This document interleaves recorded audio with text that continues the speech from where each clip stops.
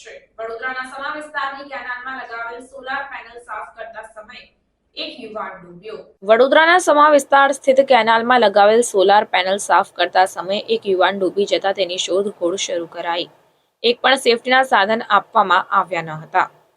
વડોદરા શહેરના છાણીસમા પાસે આવેલ ડોમિનોઝ કેનાલ પર સોલાર પેનલ સાફ કરતા સમયે એક યુવક કેનાલમાં ડૂબ્યો હતો। ત્યારે આ યુવક 31 વર્ષનો હોવાની માહિતી સપાટી પર આવી અને યુવકનું નામ ચંદ્રેશ અગ્રવાલ છે।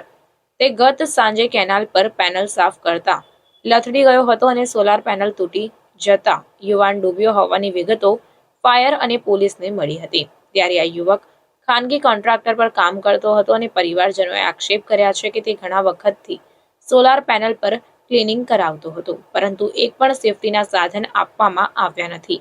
આ યુવક કેનાલમાં બેદરકારીના કારણે ડૂબ્યો હોવાનું પરિવારજનો દ્વારા આક્ષેપ કરાયા હતા। રિપોર્ટ નઝીર શેખ સાથે કેમેરામેન આરિફ સૈયદ, વડોદરા। સમાચારોની અવનવી અપડેટ્સ માટે જોતા રહો સેક્યુલર ગુજરાત ન્યૂઝ। સાથે સેક્યુલર ગુજરાત ન્યૂઝ ચેનલને લાઇક, શેર અને સબસ્ક્રાઇબ કરો અને બેલ આઇકોન દબાવીને સમાચારોની ઝડપી માહિતી મેળવો।